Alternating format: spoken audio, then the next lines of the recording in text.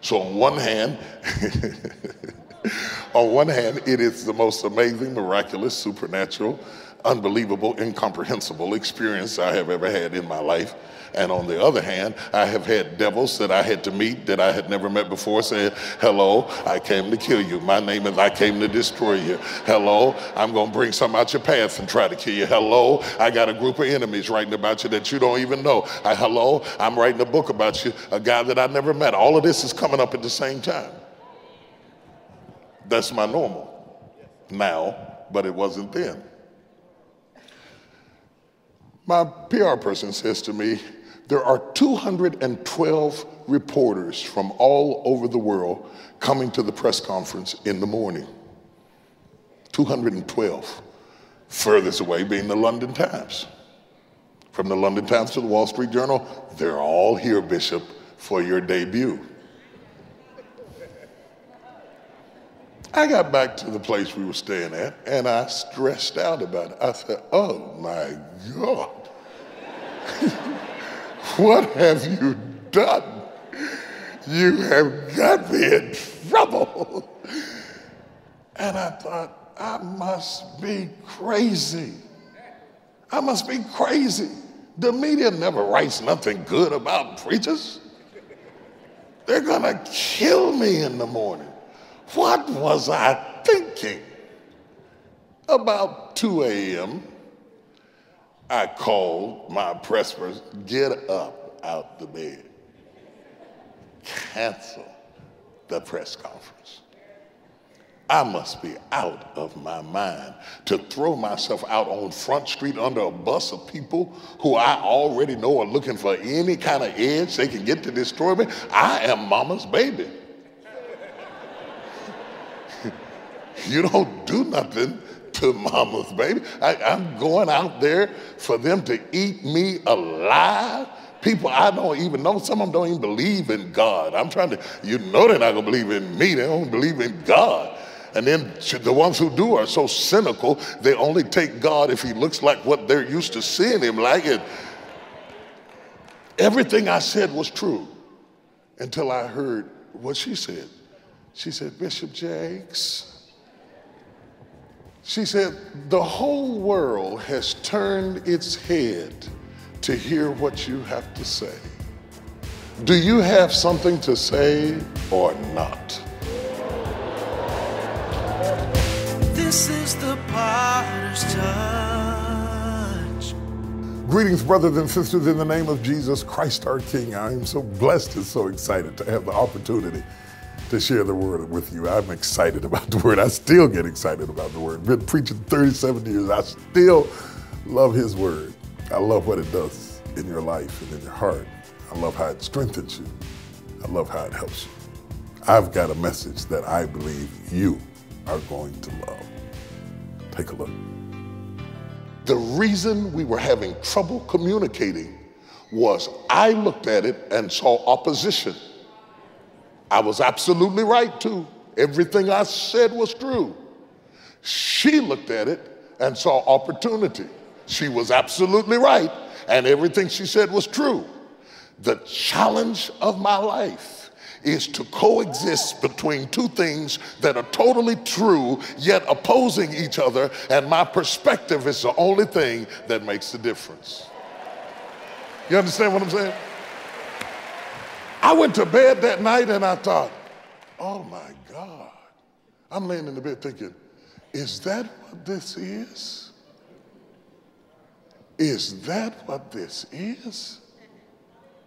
Has the whole world turned its head to hear what I have to say? Is this an opportunity for me to say something through all of these vehicles and reach all over the world?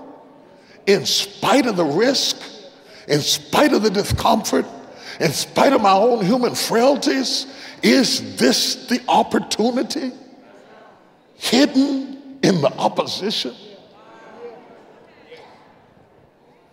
That one premise was the catalyst to changing my perspective on how to manage the rest of my life. I did not know that I cannot control the variables. I can only control the perspective. We just chilling. Order another cup of coffee. We're going to go a little deeper.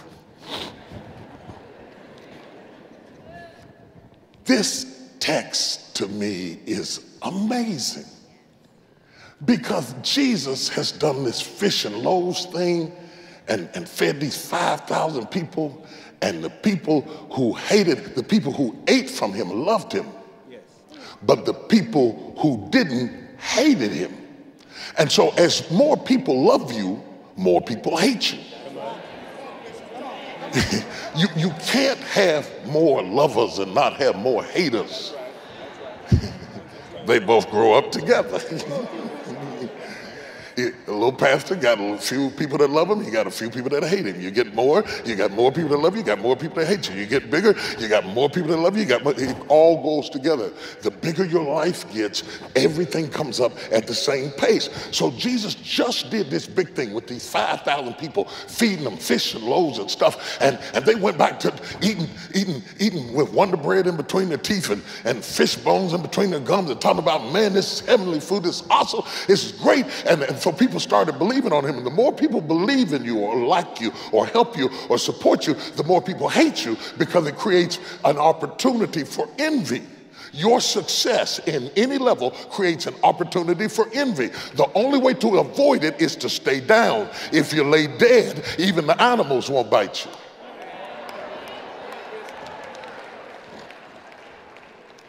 The risk of being bitten is the cost of getting up.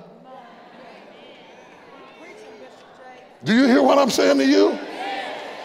And you have to decide, are you so concerned about being bitten that you're willing to spend the rest of your life laying dead, or is there something pumping down inside of you that says, bite me or not, I'm getting up. I'm going to be the best me. I'm going to do all I can do, even if it risks you hating me. I'm going for it. That's the choice you have to make, or don't get in the game. Jesus now is hated in Judea because he just fed these thousands of people and he's working these miracles. And so it's not wise to go to Judea. Okay? It's not wise because they hate him in Judea. Now, it's not the church folk kind of hate. Because church folk hate you and grin in your face. That's true. This is that real dangerous hate you.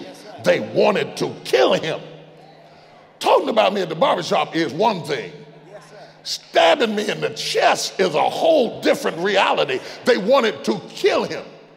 The atmosphere, I don't even know if they play it on TV. There was a movie called Spartacus.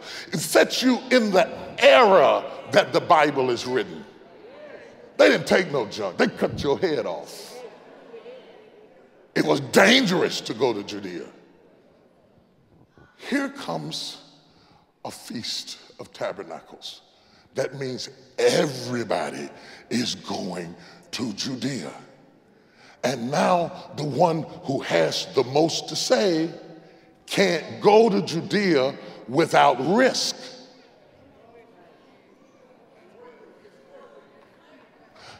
People have come from everywhere. To speak in Judea is to speak all over the world. But if he goes to Judea, they are going to kill him. Isn't it amazing how your life, when you finally prayed and prayed and prayed and you finally get the opportunity you've been waiting all your life to get, if you reach out to take it, there's a threat? Does anybody know what I'm talking about? It's a risk. You pray, let me just give you some scenarios that are practical. You pray, Lord, I want this career opportunity. I want this door open. I'm believing you for this position. And oh God, if you could just give me this position, I am the perfect person for this position, and it will be perfect and everything will be wonderful and I can step into that role. But you didn't know that something in your family was going to go crazy when it did. And if you take this position, you could mess up everything at the house. And so you're standing there like this.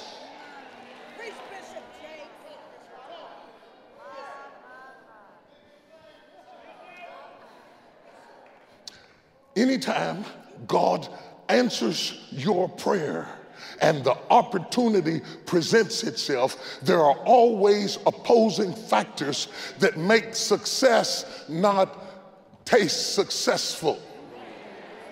Success will taste stressful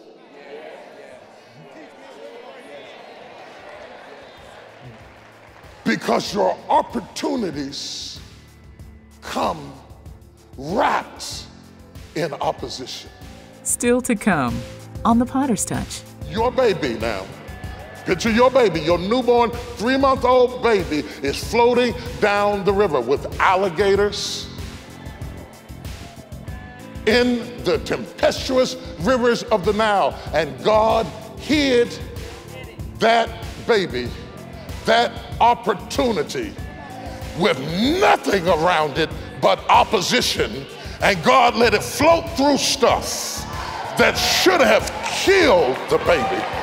Is there anybody in here that has floated through some stuff that should have killed you, but God hid you and kept you alive?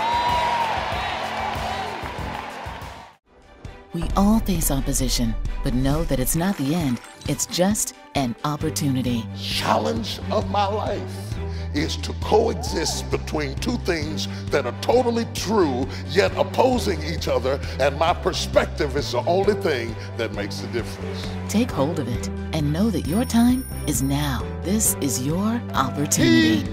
He hid his wisdom, his inheritance. He took it and put it where nobody would ever expect to find it. He hid it in you. For your gift of any size, we want to give you This Is Your Opportunity on CD. This is not an opposition. This is an opportunity. When your gift is $70 or more, you will receive the entire Your Time Is Now series on DVD. And when your gift is $140 or more, we also want to give you Mrs. Sarita Jake's new book for teens, The Princess Within, and the Tumbler mug set. Just visit us online or call 1-800-BISHOP2. The year's most highly anticipated event is here. The wait is over. Woman Thou Art Loose 2014. I just love being here. It's exciting. The speakers are awesome. The lineup is incredible. There's something you walk away with that you can't take from a DVD. Things are happening. Lives are changing. Being able to cut the cord of things that you've had in your past. This is the life-changing event of the year. And I'm so glad I did come here. Definitely a movement. Register today for Woman Thou Art Loose 2014. You finally got yourself where you can live. I'm just giving you a scenario where you can live your life the way you wanted to live it. You finally settled, okay, I'm going to be single. Okay, I'm cool with that. I'm old enough now. I'm wise enough now. I've reached a point now. I can handle it. I'm all right with that. That's good. Me and Jesus. Get up when I want to get up. I don't have to cook. I don't have to clean. Nobody's drawers to wash. Ooh, say nothing to do. I'm good with that. And then you get a phone. Hello.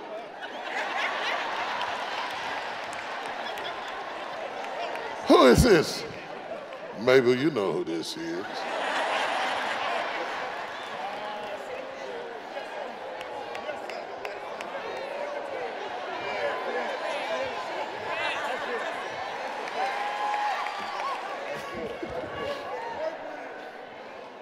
Now,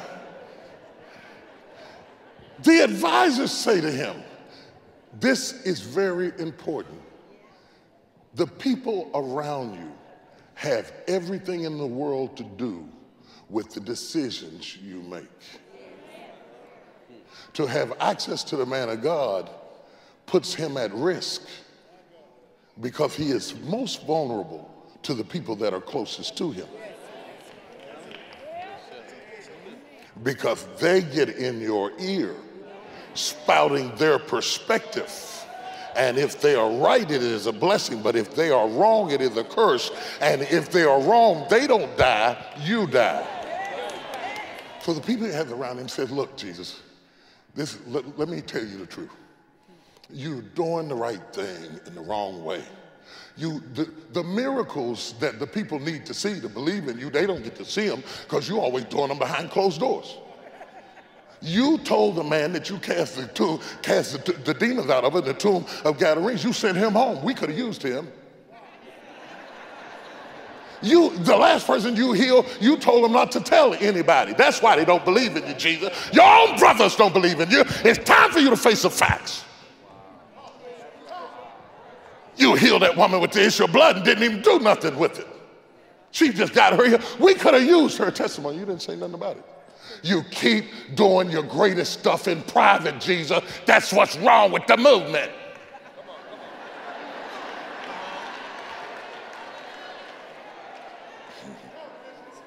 Oh, yes, you took 2 fish, 5 loaves of bread and fed 5,000 people, but it was out in the desert. When are you going to do your stuff on center stage so that the world will know that you're Lord? Your brothers don't even believe in you. Jesus says, I am not going to just read my lips. You go. The world doesn't hate you. They hate me. And you are advising me into a position where you are not at risk. Go yourself. That's what's happening in this text. And Jesus said, I'm not going. Y'all go ahead. Have you ever made a decision and as soon as they walked out the door, you thought, wait. I don't need you no way. Take you, the car, and the money. I'll be fine. Door slammed. Boom!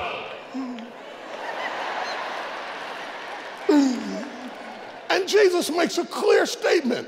I am not going. Y'all go ahead. What we get to watch in this text is an opportunity. We have an opportunity in this text to watch Christ change his mind. Now, for my theologians, this is an anthropomorphic statement. It does not mean that God changes his mind, because God, being a sovereign God, could not change his mind. His word is forever settled in heaven. But it is a human metaphor to describe a divine ability that defies human comprehension. It is as close as we can get to articulating what God does when he reverses a verdict, is to take the liberty of reducing it to the human attribute of changing your mind.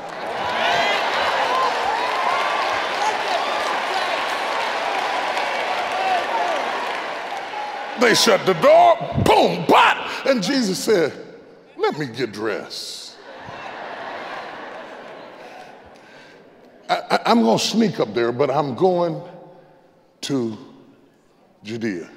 I'm going because, you know, it's a feast. Everybody's going to be there at the feast. And I'm running out of time. Whatever I'm going to do, I got to go ahead and do it now. And when you are running out of time, you have to understand that you have to take risk. Because you can't afford to sit around and say, que sera, sera. Whatever will be, will be. The future's not ours to see. Que sera, sera. Notice how they were singing that when you were 18? Ain't nobody singing that now? Because it ain't que sera, sera, whatever will be, will be. You got to make it happen or it's not gonna happen. You got to get up off your hind parts and bust a move or nothing is gonna happen in your life. Slap your neighbor and say, take a risk. So Jesus started putting on his sandals, you know, and he gets on his throne and he covers himself and he brushes back his hair a little bit and says, okay, I'm going. But I'm going to go up at night and I'm going to go through the rocks and I'm going to climb over the creek bed and nobody even knows I'm there. Sometimes you have to sneak up on success. You got to sneak up on it. Never let them see you coming. You're easing up to it. You're easing up to it. See, you talk too much about your success and you will delay your success. You need to shut it down. Your mouth is too big for where you're trying to go. If you hold your peace, it will speak for itself. But because you announce everything to everybody, you further jeopardize the opportunity that the Lord is affording you. Have another cup of coffee. I got something else to tell you.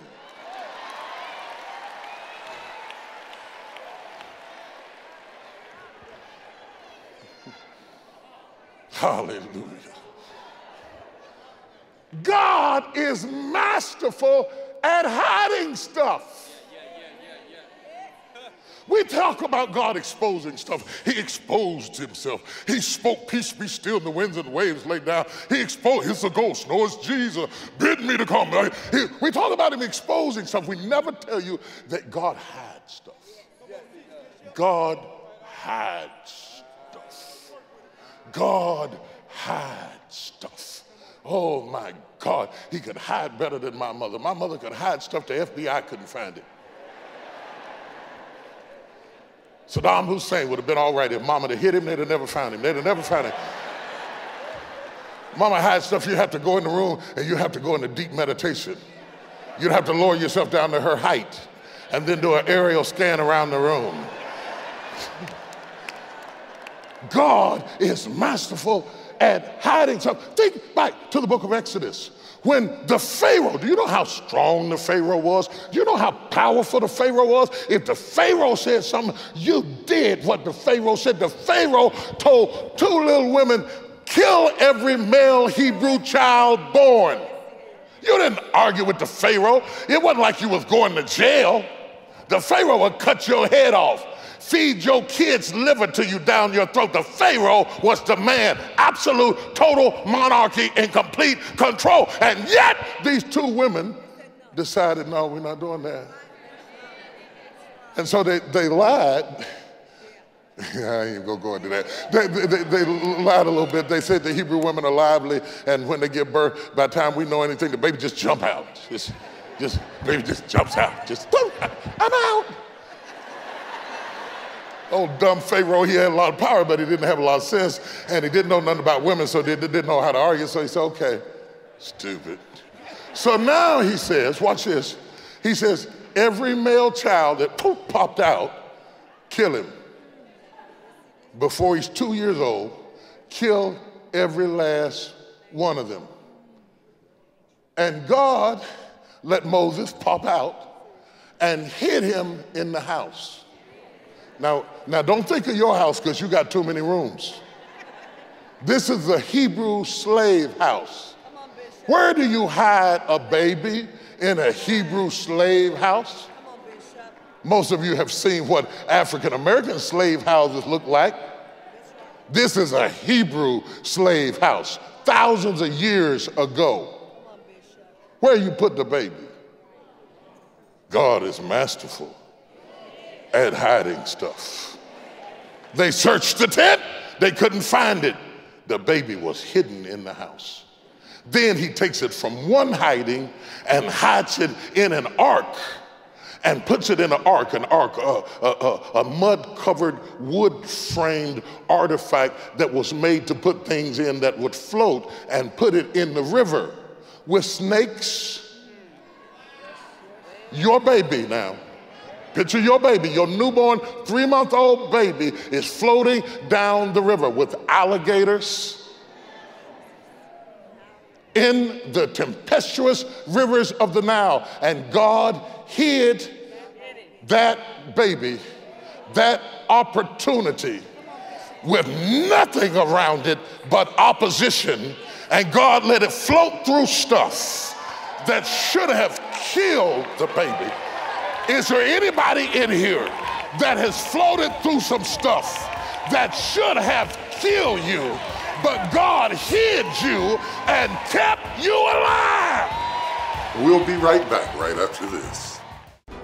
We all face opposition, but know that it's not the end. It's just an opportunity. Challenge of my life is to coexist between two things that are totally true, yet opposing each other, and my perspective is the only thing that makes the difference. Take hold of it and know that your time is now. This is your opportunity. He hid his wisdom, his inheritance. He took it and put it where nobody would ever expect to find it. He hid it in you. For your gift of any size, we want to give you This Is Your Opportunity on CD. This is not an opposition. This is an opportunity. When your gift is $70 or more, you will receive the entire Your Time Is Now series on DVD. When your gift is $140 or more, we also want to give you Mrs. Sarita Jake's new book for teens, The Princess Within, and the Tumbler mug set. Just visit us online or call 1-800-BISHOP-2.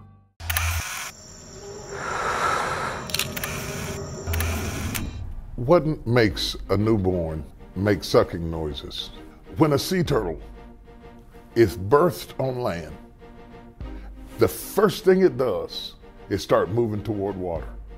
The caterpillar doesn't spin silk because he sees somebody else doing it. These are natural, innate instincts. There is an instinct to increase. There is an instinct to lead.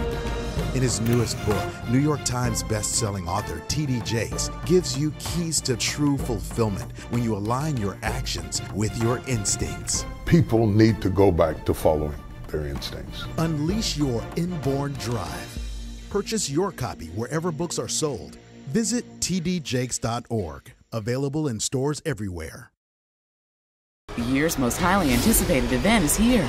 The wait is over. We're about to rock it out. Woman Thou Art Loose 2014. With speakers, Bishop T.D. Jakes, Mrs. Sarita Jakes, Christine Kane, Dr. Jasmine Scullark, Dr. Claudette Copeland, Sarah Jakes, Pastor Van Moody. This is going to be epic. The wait is over. Woman Thou Art Loose 2014 in Atlanta, Georgia, October 2nd through 4th. Register today. There is an incredible man in the man you got. And if you don't believe it, ask the woman who's looking at him.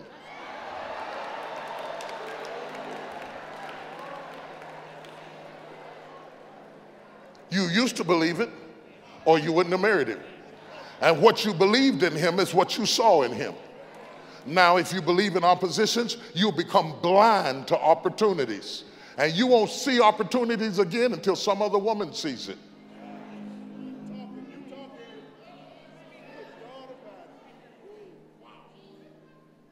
It's how you see it. Sure, he got issues. Everybody got issues. Newsflash, you got issues. He crazy, you crazy. So what? So we ain't gonna spend 5 years arguing over who the craziest.